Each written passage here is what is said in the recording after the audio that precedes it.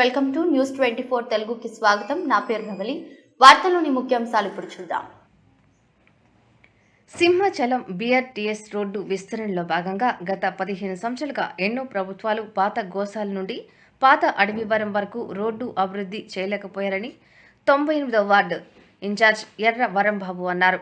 ఆయన మాట్లాడుతూ వైఎస్ఆర్ ప్రభుత్వంలో నేడు చిన్న చిన్న అవాంతరాలు వచ్చినా కూడా మాజీ మంత్రి భీమిలి ఎమ్మెల్యే అవంతి శ్రీనివాస్ హయాంలో 267 మంది ఇంటి యజమానులకు నష్టపరిహారం విషయంలో సంతృప్తిపరిచి బీఆర్టీఎస్ రోడ్డు వేసి ఇటు గ్రామస్తులకు భక్తులకి లక్షలాది మంది ప్రయాణికులకు ఊరట కలిగే విధంగా రోడ్డు విస్తరణ పనులు 32 కోట్లతో మొదలుపెట్టారన్నారు.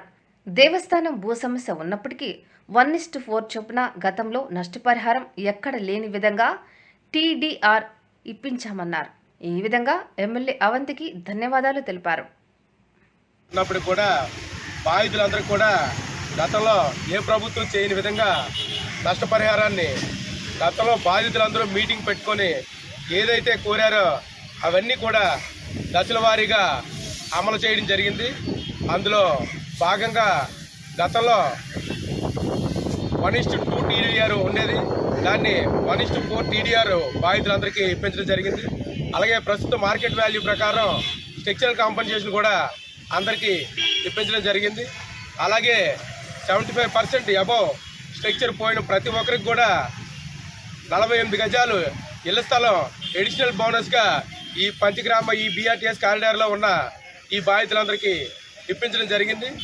అలాగే ఈరోజు మొన్న అసెంబ్లీ సమావేశాల్లో సీఎం జగన్మోహన్ రెడ్డి గారి దృష్టికి మార్కెట్ వాల్యూ కూడా అందరికీ సమానంగా ఇవ్వాలని, అలాగే ఇల్లు పోయిన మిగిలిన స్థలంలో కట్టుకోవడానికి దేవస్థానం వారి నుంచి అబ్జెక్షన్ లేకుండా పర్మిషన్ ఇప్పించాలని ఆ రోజు అసెంబ్లీ సమావేశాల్లో సీఎం జగన్మోహన్ రెడ్డి గారిని కలిసి మాజీ మంత్రివర్యులు అవంతి శ్రీనివాస్ గారు లెటర్ ద్వారా కోరడం జరిగింది.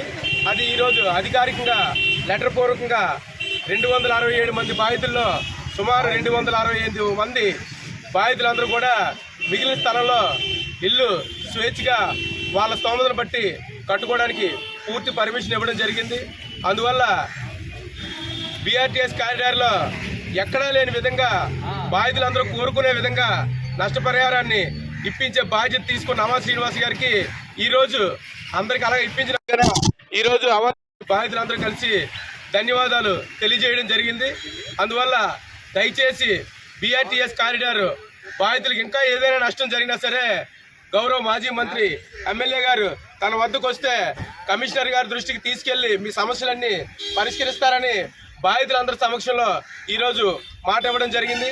అందువల్ల దయచేసి బాధితులు చిన్న చితక హెచ్చుతగ్గులున్న నష్టం జరిగే భావన కలిగిన మీకు జరిగే నష్టాన్ని ఒక పేపర్ పూర్వకంగా రాస్తే నేను గౌరవ మాజీ మంత్రివర్యులు అవంతి శ్రీనివాస్ గారి దగ్గరికి తీసుకెళ్లి మీకు పూర్తిగా న్యాయం జరిగే విధంగా అహర్నిశలో మీ అందరికీ అందుబాటులో ఉంటానని ఈ బాధితుల సమక్షంలో ఈ బీఆర్టీఎస్ కారిడార్ బాధితులందరికీ ఈ సందర్భంగా నేను హామీ ఇస్తూ గౌరవ మాజీ మంత్రివర్యులు అవంతి శ్రీనివాస్ గారికి వైఎస్ఆర్ పార్టీ తరఫున బీఆర్టీఎస్ బాధితుల తరఫున నేను ప్రత్యేక కృతజ్ఞతలు తెలియజేసుకుంటున్నాను.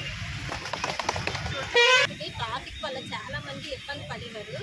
రోడ్డు రావడం మాకు ఇంకా సంతోషంగా ఉంది. ఫస్ట్ ఎందుకంటే ఇంతకుముందు మాకు టీడీఆర్లు మార్చుకుంది, ఎమ్మెల్యే గారు 4 టీడీఆర్లు చేసింది. తర్వాత ఇల్లు పోయిన వాళ్ళందరికీ స్థలాలు ఇస్తామన్నారు.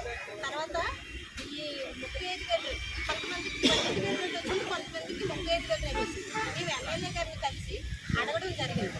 అందరికీ సమానంగా చేసేలాగా అతను ప్రయత్నిస్తామని మాకు సానుకూలంగా చెప్పడం జరిగింది. బాబు గతంలో 2 టీడీఆర్లని ఎమ్మెల్యే గారు ఇప్పుడు 4 టీడీఆర్లు చేశారు.